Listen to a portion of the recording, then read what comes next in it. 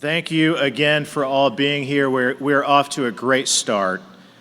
I especially want to thank Purdue Fort Wayne again for giving us this space, this incredible facility to host this event, and to President Chang and Chancellor Elzenbaumer for being here as well and hearing from both of them. I appreciate them and Purdue University very much. This is our third annual Defense Summit, as I said before, and the final one that I will host as your congressman for the 3rd District of Indiana. At the last two summits, I've kept my remarks brief, but this time, please bear with me for a little bit. It is my event. So, this event has been a remarkable success right from the start, and I'm not bragging about that. I can't take credit for it. I have the best team in the business. If you could take a moment and thank Team Banks for all they do to put together events like these.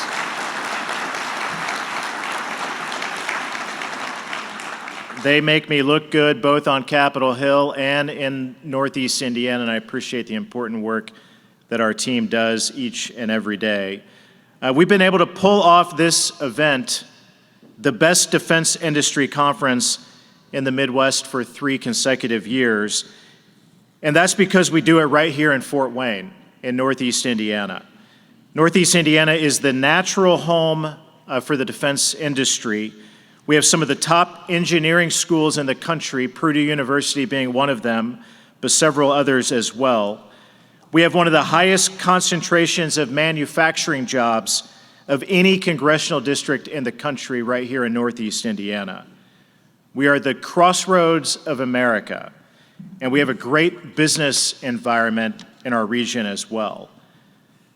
And we already have a big defense footprint in Fort Wayne with companies like BAE, L3 Harris, Raytheon, Ultra, AM General, General Dynamics, and several more employing thousands of Hoosiers with good-paying jobs. But most importantly, we are the nicest people in the world in Indiana.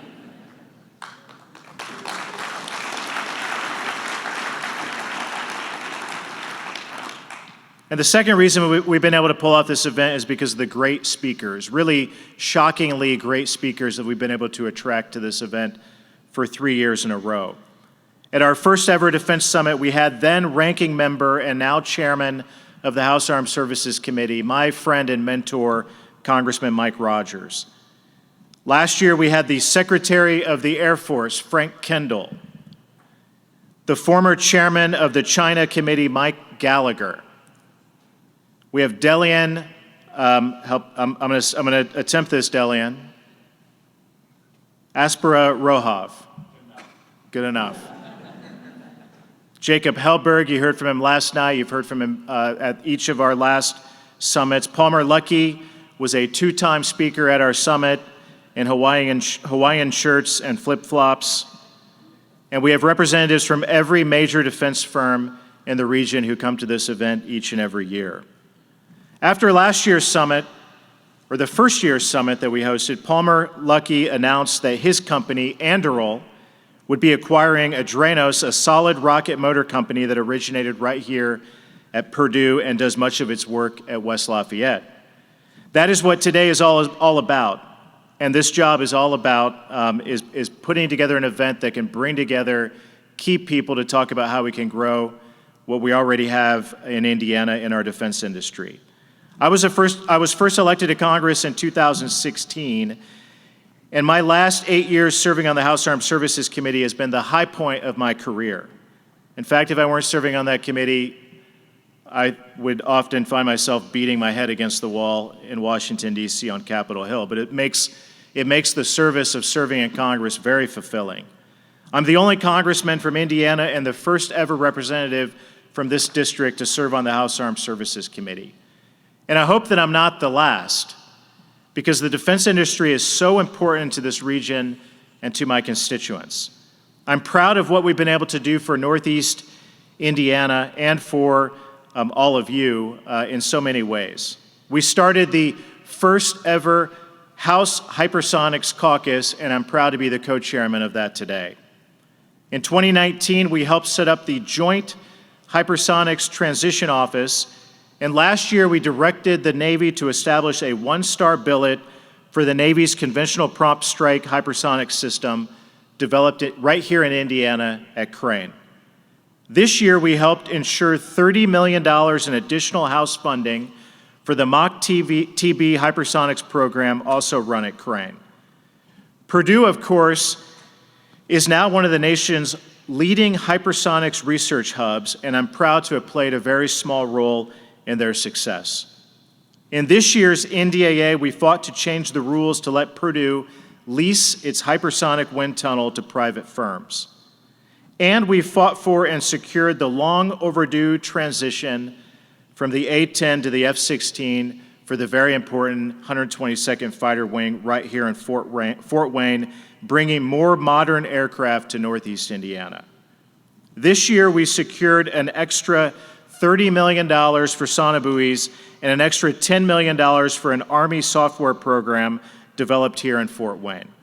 And we funded the Artificial Intelligence Maritime Maneuver Challenge at Trine University to develop unmanned naval vessels with the Navy at Crane. And I'm proud that at least a half a dozen of the students, the Trine students who participated in that program, are now full-time employees at Crane. I won't bore you with every single legislative detail, but I think the results speak for themselves. Crane has never been more important to our nation and our state than what it is today. In less than a decade, they have made 1,800 new hires, and they now have a $3+ billion economic impact on the state of Indiana.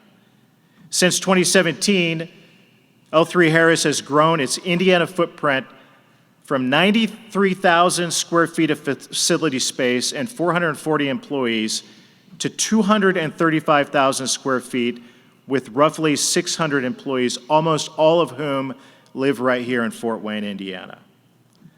Ultra Maritime in my hometown of Columbia City has expanded its payroll by 50% in just 7 years, and I know they are planning to add at least another 200 employees over the next few years.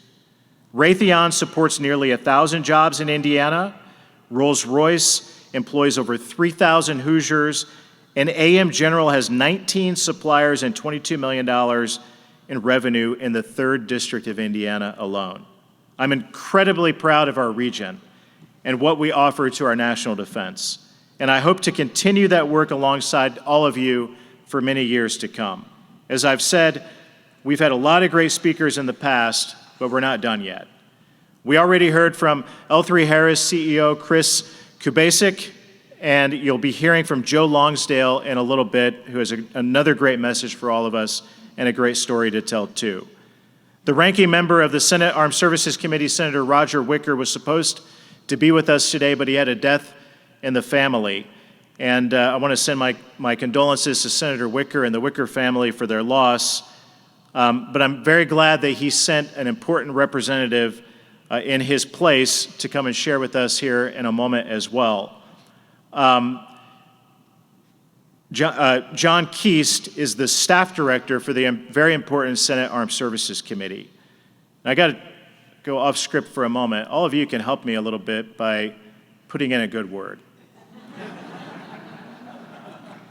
I'd like to serve on the Senate Armed Services Committee if I get a chance to when I get to the United States Senate.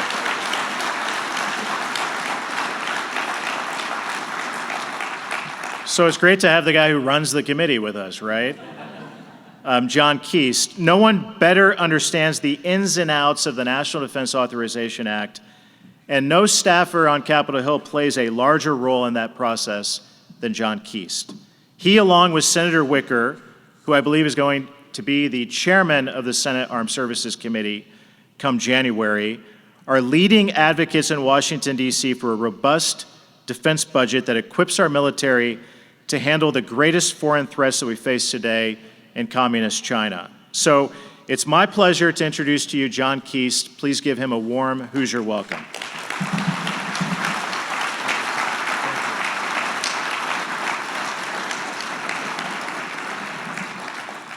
Thank you, Congressman. And as the Congressman said, I'm extending Senator Wicker's apologies and regret for not being able to be here.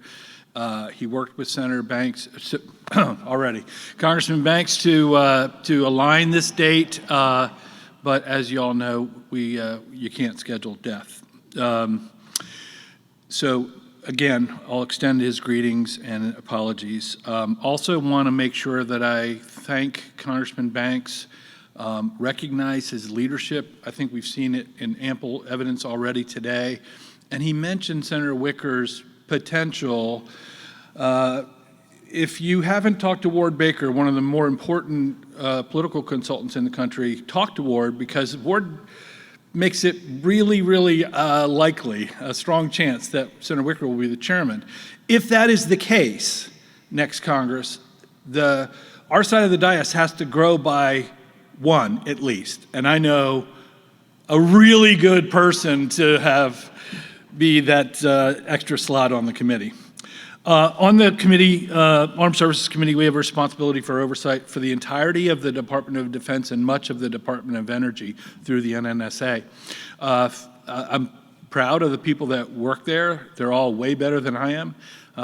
But just to put this in perspective, 15 people on my side of the dais exercise all of that oversight. I really wish it was a larger group, but in the course of that oversight, we get to work with industry, academia, obviously the services, senior military and civilian leadership, and oftentimes that is briefings and discussions in a SCIF, a sensitive compartment and information facility.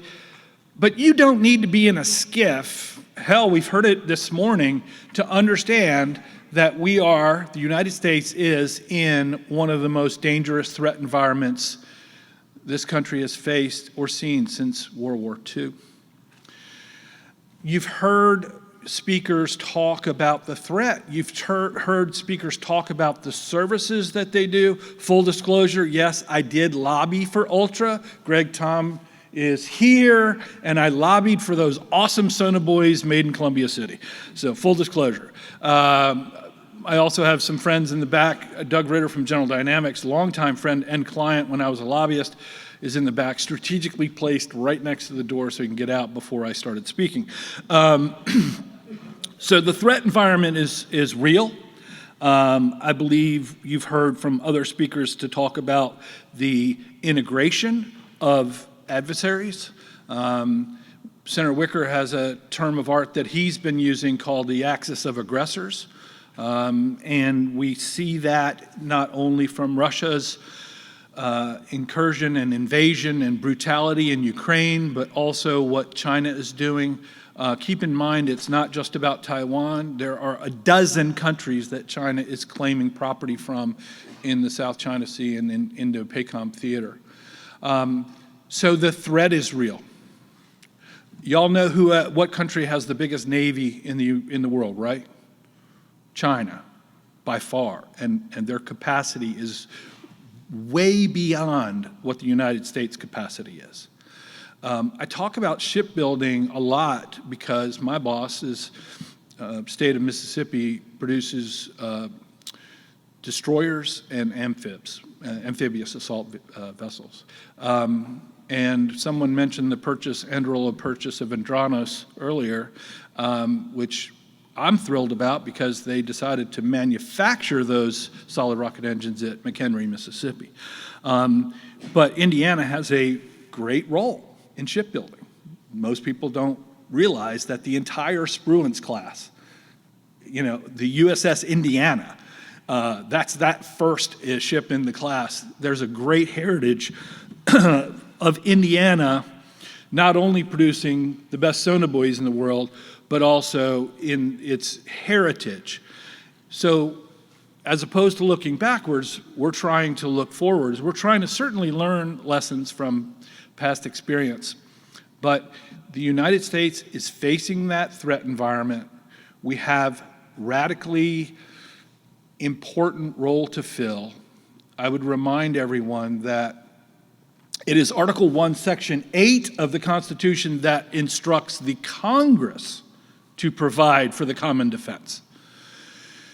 And what at the end of the day, what is our national defense mission in a nutshell? It's to provide for that common defense, to secure peace and prosperity, the opportunity for prosperity. And how do we best do that? I think the way that we best do that is deterrence. I don't think there's a soul in this room that wants the United States to go to war. And the way we deter is having a U.S. national security capability, which Dr. Chang said earlier. He asked everyone serving to stand, and I appreciate him doing that. We always remember that it starts with the men and women who serve, who wear the uniform, but also all of the people who support them, whether it's the companies that are making components or the primes or the investment companies that are financing new startups and disruptors or the researchers at Purdue. Sorry, there's no one from Indiana University here, right? Okay, good. I used to represent them, so I just didn't want to get in trouble, you know. So here I am promoting Purdue as a former guy, as a reformed lobbyist. But you all have that role too. But at the end of the day, that deterrence, we don't want to go to war. We want to ensure peace and the opportunity for prosperity. And to do that, we have to be, the United States has to have a capability that deters adversaries from taking us on, right? So we have to have a capability where our adversaries fear us and our allies trust and count on us. And that is why Senator Wicker and Congressman Banks and others have, for several years, have decried the lack of resourcing that has been submitted in the President's annual budget request for the Department of Defense. A 1% increase, I'm not a great math guy, but I'm sure there's some Purdue folks, smart folks here. A 1% increase with 4% inflation doesn't fit, especially when we have increased needs. So deterrence is the number one objective, and that's why Senator Wicker, who has quite a soft spot for President Reagan, decided, even as the ranking member, not as the chairman, to say, I'm going to try and create a national conversation about the top line for the Department of Defense. And so a few months ago, he published a dissertation called 21st Century Peace Through Strength. And if you haven't seen it, and Congressman Banks, I'm going to leave this copy, my only copy, for you. I'm sure I'm going to get another one, but this is going to be for you. It outlines in very specific fashion what we think needs to be done. When Admiral Paparo, when Admiral Aquilino earlier this year testified in front of your committee, there was a back and forth a number of times that he identified and he outlined what the shortfalls were in the Indo-PACOM AOR, right? And he very explicitly laid out the case for why he needed $11 billion just to meet the current need. Not the future need, the current need. And that's across the board, right? So starts with the defense of Guam, right? So homeland defense is our number one mission. So we start with the defense of Guam system. It's software. I believe there's way more than a dozen individual systems that the commander of Indo-PACOM has to rely on. We should have one system that's fully integrated, and obviously we're working towards that direction. But what we did was we outlined the need and where we thought, with our best, counsel from the military leaders, where Congress should add resources. And so in the back of this is 7 or 8 pages, line by line, of where we would put that money. It totals $55 billion. The generational investment that Senator Wicker is arguing for is literally not something that has to sustain, but he wants to try to drive towards a 5% GDP funding for DoD. At the end of the day, when the Armed Services Committee marked up this year's authorization bill in the Senate, he was successful on a bipartisan basis at and I have to give the majority members that voted with him credit, because they were doing so with the aggressive opposition from Senator Schumer and others, because the argument that Senator Schumer made was, if you vote for the Wicker Amendment, you're voting against Joe Biden. Well, fortunately, there were several members. The resolution passed, the amendment passed 16-9. There were several members who said, nope, I'm going to put the good of my country over politics. At the end of the day, the Appropriations Committee, $21 billion, 19.7 in DoD, $2 billion or so in MILCON, added about 19.7 billion in their the SACD mark, and 95% of what they added is included here. So very proud of the fact that the committee is working closely with the appropriators and fully integrated there. We don't need to just spend more, we need to spend smarter. We need to do innovation at the speed of relevance. There's people in this room that understand what that means in a very specific way. We need to have block buys, multi-year procurement, accountability for contracting officers, making sure that we have accountable R&D metrics and processes that, again, can go faster. If Chris Kabasic was still here, there he is right there. I'm like, how am I supposed to get up there as a staffer and talk after you gave such a great, you covered like all my main points, but you know. Let me just remind you and everyone else in this room, notwithstanding there's a handful of senators who just think that it is god-awful that businesses would ever make a profit. Secretary of War Henry Stimson said, who, by the way, was one of the men responsible for restocking our arsenal of democracy in World War II. He said, quote, "If you are trying to prepare for war in a capitalist country, you have got to let business make money out of the process, or business will not work." So we are very grateful for all of the companies that step forward. We are thrilled that you are creating new technologies and innovations. We are thrilled that you're driving costs down, and we are thrilled that you are making a profit. I would just stop right here, Congressman, and say that, you know, Indiana has, like I said, it's got a great defense heritage.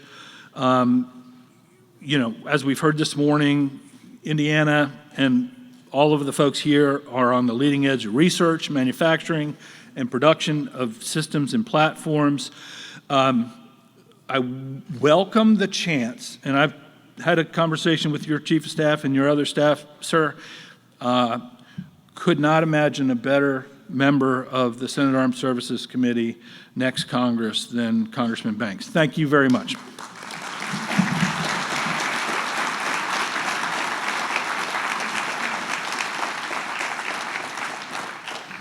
I like the sound of that. We're going to take a quick break, but before we do, I want to recognize a few friends of mine. We have a lot of VIPs, but when it comes to making Indiana the envy of not just the Midwest, but of the United States of America, we have some of our great Indiana state legislators with us today. Senator Travis Holdman, Senator Sue Glick, Senator Andy Zay, Senator Tyler Johnson, Senator Scott Alexander, Representative Chris Judy, Representative Dave Abbott, and my good friend, the hardest working mayor that I've ever met, Mayor Steve McMichael from the city of New Haven, right next door. They're all in the room. Please give them a round of applause for their local leadership.